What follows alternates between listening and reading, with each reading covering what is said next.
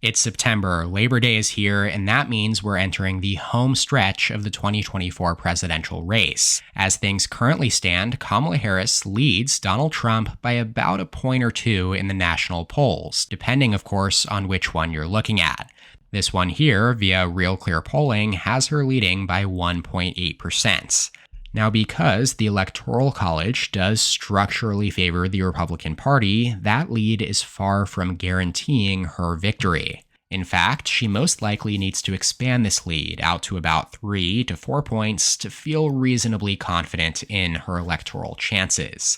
Today, though, I'm going to take you through my latest predictions for the outcomes in every single state, blending the latest polls with past polling biases, as well as voting patterns, demographic data, betting markets, and pretty much everything else you've seen me cover on this channel before, with the aim being to provide you with the most comprehensive analysis possible on who is going to win this race in November.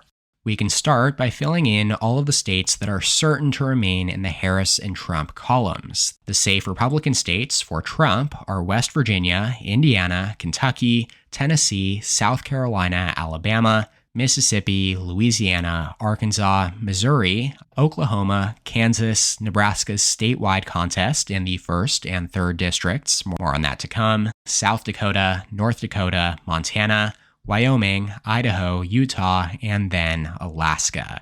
Now, Trump carried each of these states by more than 10 percentage points in the 2020 election, and so there's just no point in wasting any time on them.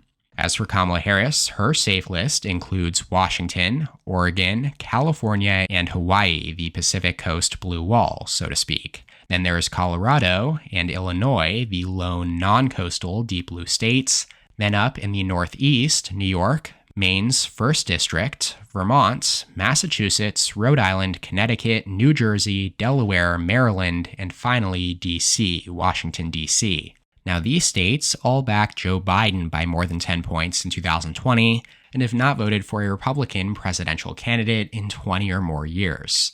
So, looking at the race to 270 electoral votes now, Harris holds 188, Trump has 125. With a little less than half of the grand total, 222, still up for grabs here across the 16 states and 2 congressional districts that will ultimately decide who wins this election. I will go through them now, assigning a rating, either likely, lean, tilt, or toss-up, after, of course, providing as much insight as I can into why they're in that category. You can think of these ratings this way. Likely states are, as the name implies, likely to go to one candidate, very likely at that, but an upset is not out of the question, at least not like the safe states. Lean and tilt states are those where either party has a small or slight edge, but the race is competitive, and then toss-ups are where neither party has an edge. And to give you a sense of what to expect as the night unfolds on November 5th, I will be going through the states in order of poll closing time. So starting at 7 p.m. Eastern Time, precincts will close in Virginia and in Georgia, as well as in most areas across the state of Florida and up here in New Hampshire. Though since some polling localities remain open here in the Panhandle and in some areas across New Hampshire until 8 p.m., the statewide races here will not be called until at least then on election night. So let's start in Virginia. Once a reliable red state, then a swing state, it's now strongly Democratic leaning. Joe Biden carried the Commonwealth's 13 electoral votes in the 2020 election by a full 10 percentage points. He was the first Democrat to win here by double digits since FDR in 1944. Now, Virginia's leftward trend can almost entirely be attributed to the rapid growth and diversification of Nova, Northern Virginia, including the Washington, D.C. suburbs of Arlington and Alexandria. This, combined with sliding suburban support for Trump between 2016 and 2020, enabled a Biden victory without his campaign even spending all that much time here. Saying all that, though, the polls here in 2024 showed an extremely tight race, at least much tighter than expected, between Biden and Trump before the president dropped out. Yet even now, with Harris fronting the Democratic ticket, she still only leads by an average of 3 points based on 7 polls, with the most recent 2 surveys taken here in August showing her in front by exactly 3 points each. Needless to say, that would be a massive underperformance for Democrats. even compared to Hillary Clinton, as she won Virginia by 5 points in 2016. Currently, back on our map, I've got Virginia as a lean blue state for Harris because of those tight polling margins, though I do think it's closer to likely than it is to tilt, as the fundamentals are strong for Democrats here, and the betting markets seem to agree, as they currently give Kamala Harris an 85% chance of winning here via poly markets. Let's head on over, though, to our map and down to Georgia. 16 electoral votes. It was the closest state in the 2020 election, as Joe Biden carried it by just 0.2% over Trump. 49.5% to 49.26%, as extraordinary turnouts among black voters here in the Atlanta metro area, along with that same sliding suburban support and rural support for Trump here across the rest of the state that we talked about in Virginia, helped Democrats win their first race here since 1992. Now, here in 2024, we saw Trump making real gains in the polls among Black and Hispanic voters, which is an underratedly expanding demographic in the rapidly diversifying city of Atlanta. And these trends contributed to the former president's dominant performance in polls against Biden. Here, he led by 4 points based on a 48 poll average, again before the president dropped out of the race. Now, with Harris at the top of the ticket, those minority gains for Trump have diminished, as I think most people would have expected. Still, though, Georgia is a traditionally conservative state with an often dominant rural Republican presence. It's one of the most religious battlegrounds and thereby quite socially conservative, meaning the issue of abortion is not necessarily expected to rally Democratic voters quite as much as we've seen it do in other states over the last couple years. The latest polling average is Harris leading Trump by 1/10 of a percentage point here, based on 19 polls.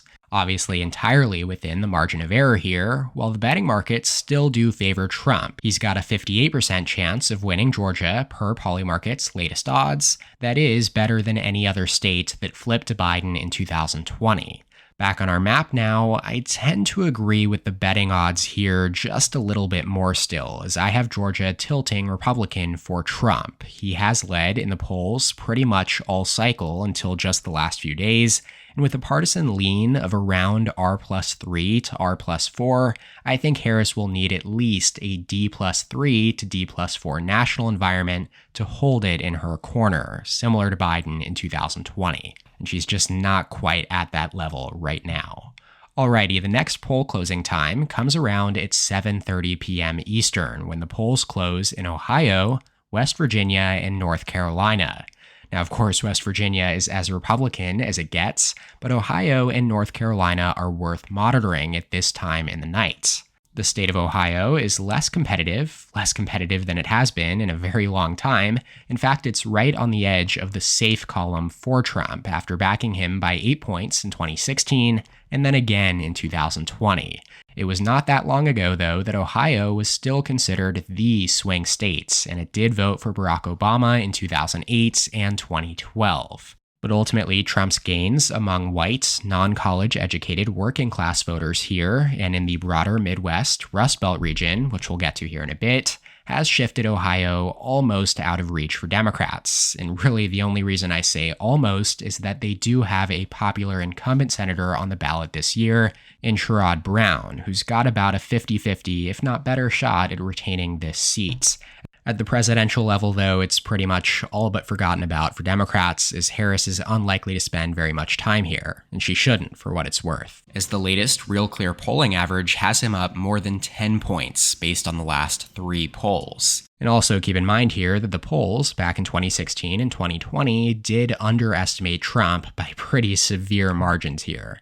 Back on our map, it's going to be placed in the likely Republican category, though again, it's right on the edge of safe.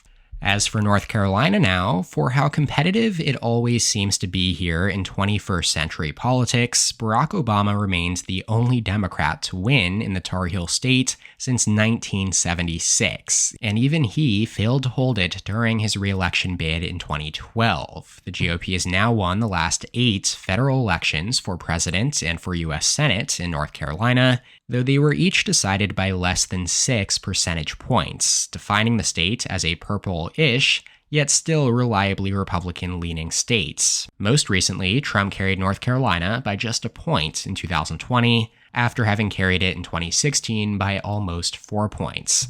Now, here in 2024, we do see Trump and Harris in an exact tie in the latest polling average, drawing 48.1% of support each. Just as was the case in Ohio, though, it's crucial to note again that the polls have historically underestimated Republicans in North Carolina. Both Clinton and Biden led in the final polling averages, as did Democratic Senate candidate Cal Cunningham in 2020. In fact, he led in virtually every single poll, but still lost. Now, I do think that Harris's strengths as a candidate do play better in a state like North Carolina, with a high percentage of African American and younger college-educated voters, but unless she pulls ahead by a couple of percentage points over the next 2 months, North Carolina will keep the same rating that it started this cycle with, tilt GOP. That brings us to 8 p.m. now. Remember, I had said that Florida and New Hampshire officially see their polls close statewide at this hour, and so do the states of Pennsylvania and Maine up here in the northeast corner. Almost every county over here in Texas will also close and start reporting at 8 p.m. as well, though since precincts remain open here in the southwest corner of El Paso, the state will not officially be callable until at least 9 p.m.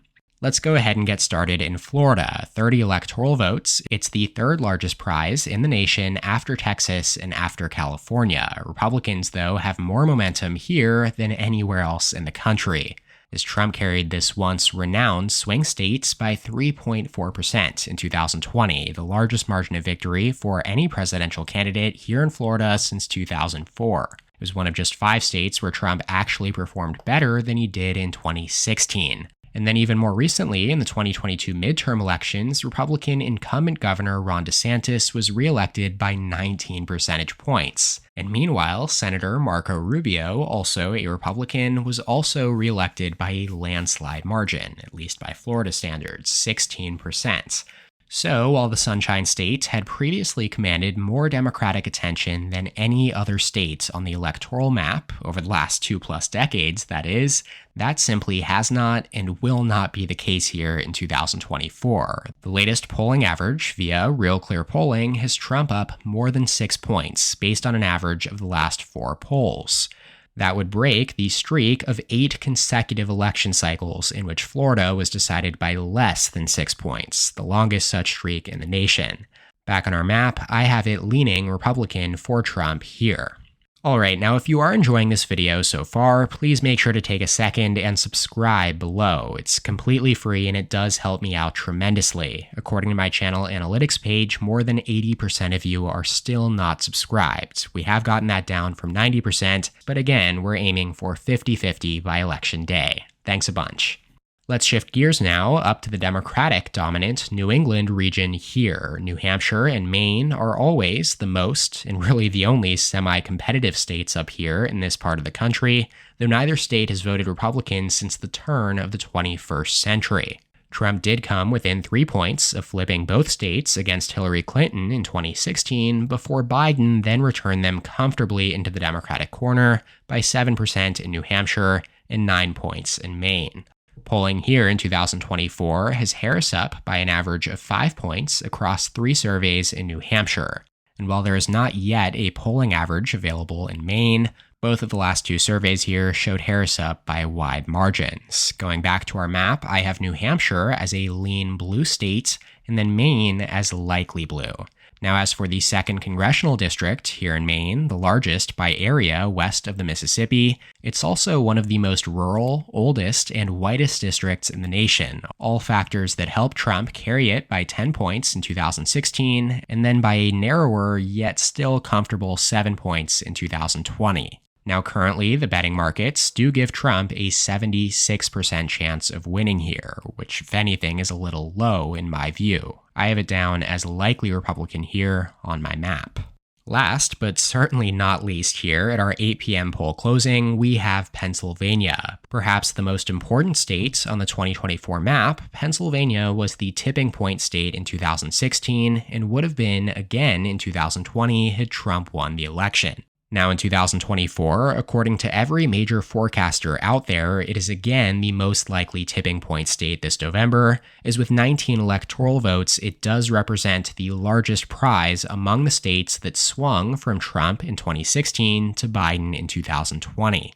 Exactly like the other two states here in the upper Rust Belt trio, or WIMPA as some label it here, along with Wisconsin and Michigan, Pennsylvania was part of the blue wall that voted Democrat in every presidential race between 1988 and 2016, when Trump narrowly flipped it by less than a point against Hillary Clinton.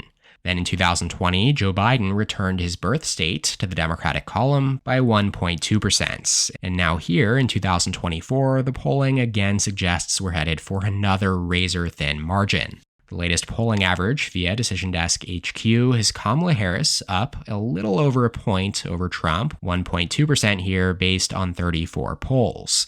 Scrolling down here, you see 2 of the last 3 surveys added to this average, showing the two candidates tied. Now again, looking at the past polling error in 2016 and 2020, Trump was again underestimated here in Pennsylvania by 4.8% in 2016, and then 3.5% in 2020. That's not to say that he is certain to overperform again here in 2024, but it does add some uncertainty to what is already a margin firmly within the margin of error. As for the betting markets, Polymarket unsurprisingly labels Pennsylvania as a toss-up right now, giving Trump a 51% chance of winning. In other words, not really better than a coin flip. And I know it may cause some of you guys to complain in the comments below, but I am also labeling Pennsylvania as a toss-up, and I honestly don't expect that to change until November. To the 9 p.m. poll closing we go now. This is when things are really going to start heating up on election night. It's battleground galore here as the polls will close in Michigan, Wisconsin, Minnesota, Iowa, New Mexico, and Arizona, with the last precincts here in El Paso, Texas, closing their doors then as well. Effectively all but one key state, Nevada, closes here at 9 p.m. Let's go from right to left here, starting in Michigan, which we'll analyze in tandem with Wisconsin, as again, they are part of WIMPA, the trio that flipped from reliably blue to Trump and then back to Biden. Now, while Michigan is generally thought of as the bluest of the three, both fundamentally and demographically, Wisconsin is probably the reddest, as it is the whitest, least college-educated, and most rural. Yet, with that said, all cycle long we have seen Democrats, both Biden and now Harris as well, polling the best in Wisconsin. VP Harris currently leads Trump by 4 points here in the DDHQ average based on 24 polls. That's Harris 50% to Trump 46%, whereas her lead is half that in Michigan at exactly 2% based on 22 polls. Now comparing that to the betting odds here, Harris's odds are slightly better in Michigan at 60%, compared to Wisconsin at 57%. This may be driven by the fundamentals, but also the fact that polls in 2016 and 2020 underestimated Trump in Wisconsin by a greater error than anywhere else, 6.7% in 2016 and then 7.8% in 2020. Going back on our map, it is also worth noting that abortion rights have been a focal point of Wisconsin state politics since the Supreme Court struck down Roe v. Wade in 2022. Whereas the right to an abortion is effectively enshrined in state law in both Michigan and in Pennsylvania, it is still in flux here in Wisconsin. And since abortion is one of few winning issues for Democrats at the moment, that could be playing a role in these more favorable polling numbers for them here. Whereas in Michigan, there is a substantial Arab American population that has expressed dissatisfaction with the Biden-Harris administration over the war in Gaza, and that could be contributing to Kamala's relatively weak numbers here. Now, with all of that said, for those of you who have followed this channel all cycle long, you've probably picked up on the fact that I am a big fundamentals guy. And by that I mean that the polls have really just been all over the place this cycle. And I always say that the best poll we have is the last election. And here in this case, we have seen Democrats perform really strongly in Michigan over the last few cycles, even better than in Wisconsin. Joe Biden won Michigan by 2.8% in 2020, whereas he only carried Wisconsin by 0.7%. And that is why I have Michigan as a tilt blue state here, whereas Wisconsin, on the other hand, will join Pennsylvania as a pure toss-up. As I'm just not entirely convinced by the polls here right now, it's just a dangerous state to place faith in that regard. As for the state of Minnesota now, you may be surprised to learn that it does hold the longest active blue streak in the nation, having last voted Republican for Richard Nixon in his 49-state landslide in 1972. And even then, you see here, it was his narrowest margin of victory in that election. Since then, it has often been competitive, including the last few cycles, as Hillary Clinton just narrowly held off Trump by 1.5 points in 2016, before Biden then won it by 7 points 4 years ago. Now in 2024, Minnesota is represented on the Democratic ticket, with Harris's running mate, Tim Walz, the sitting governor there. And the latest two surveys had Kamala up by 6 and then 5 points respectively. Back in our map, I've got it as a lean blue state here for Harris right now, though like Virginia, it is closer to likely than it is to tilt. Down in Iowa, our last stop here in the Midwest before heading southwest, in all electoral effects and purposes, Iowa is effectively the same state as Ohio. It voted for Obama twice, then backed Trump by 8 to 9 points in both 2016 and 2020. As such, it is teetering on the edge between likely and safe, though since we have yet to receive a single Trump versus Harris poll since Joe Biden dropped out of the race, it's going to be likely for now. Someone really needs to release a poll in Iowa as soon as possible. Alrighty, let's head on down to the southwest here for our final run of 4 states, starting in Texas. The Lone Star State has not voted for a Democratic presidential candidate in almost 50 years, though it has become much more competitive over the last decade.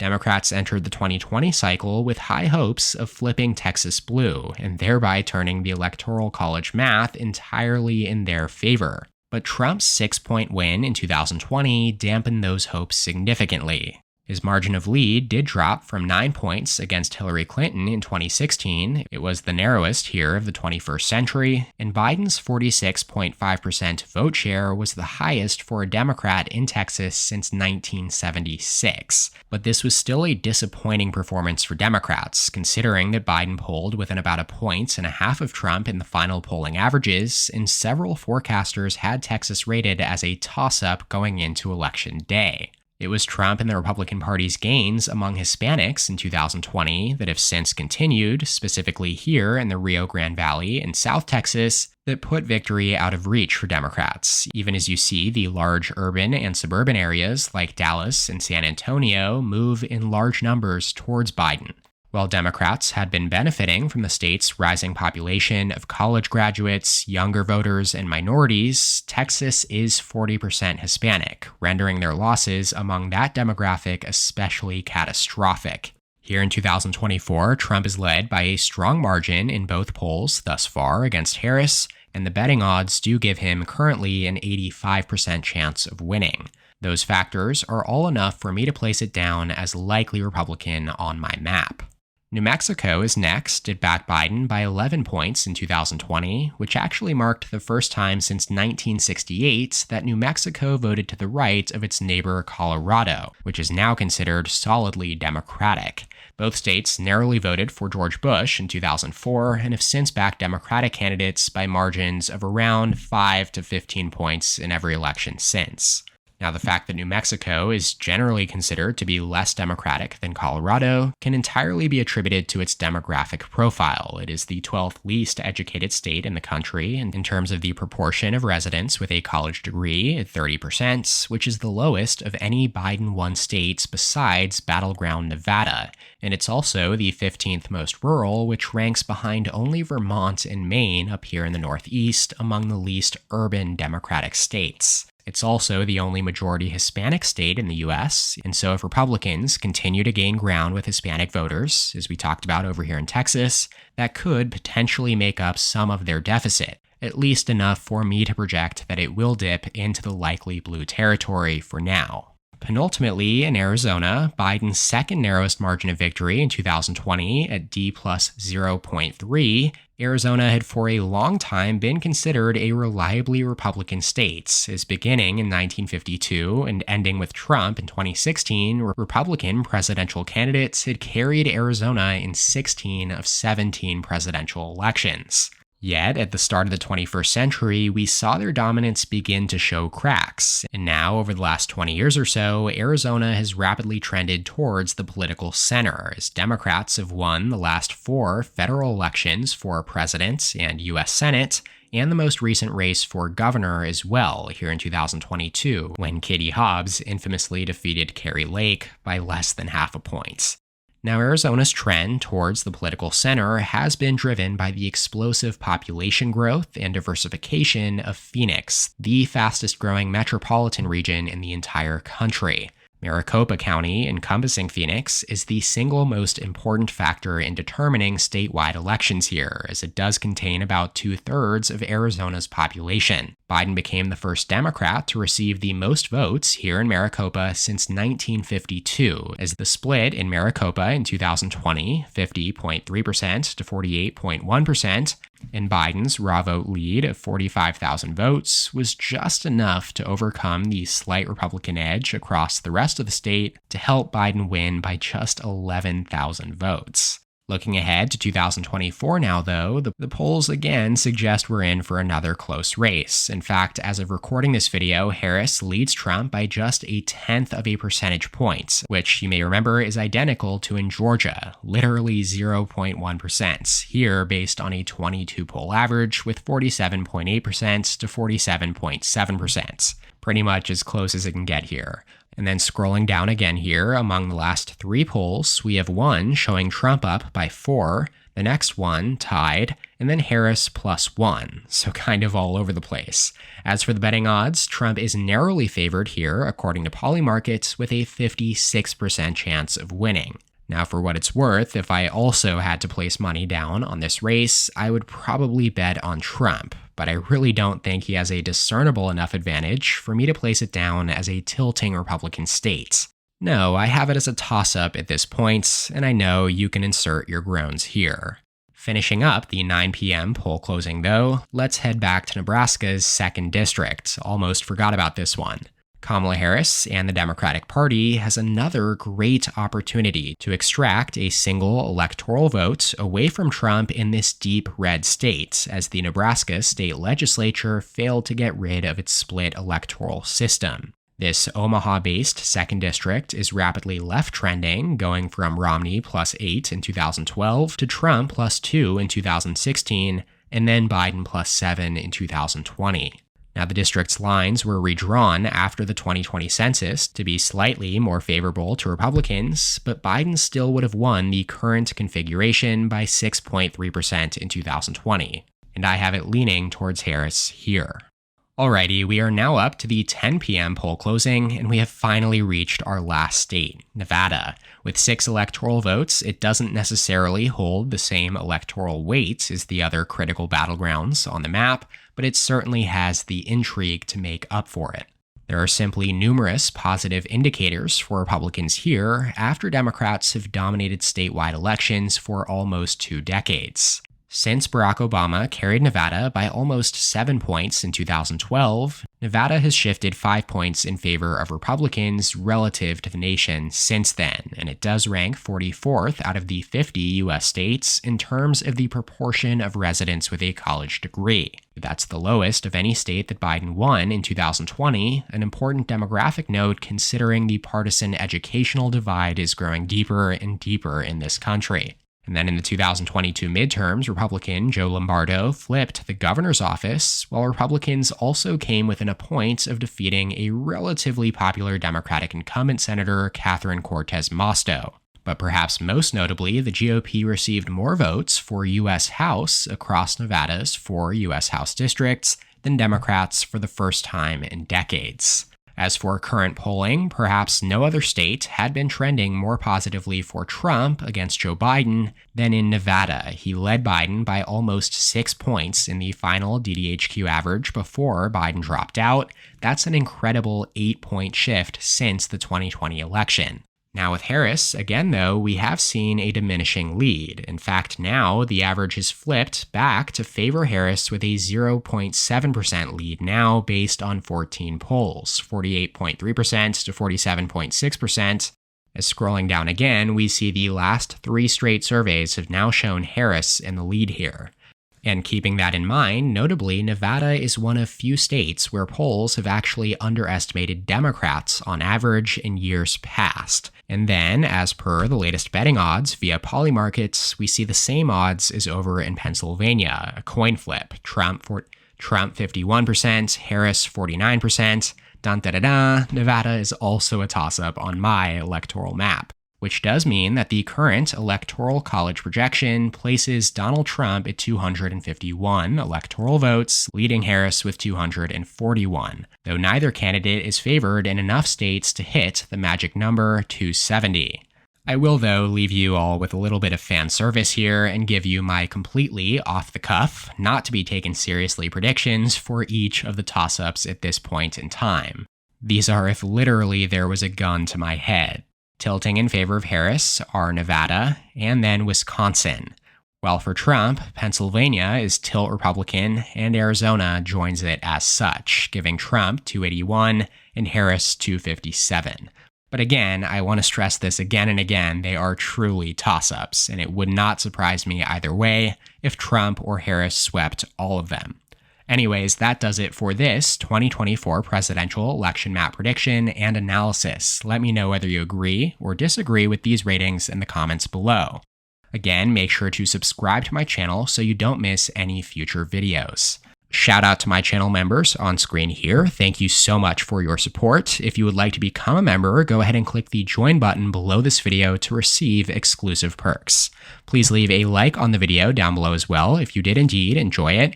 You can check out more content from my channel here, and as always, thank you so much for watching. I'll see you next time. EP out.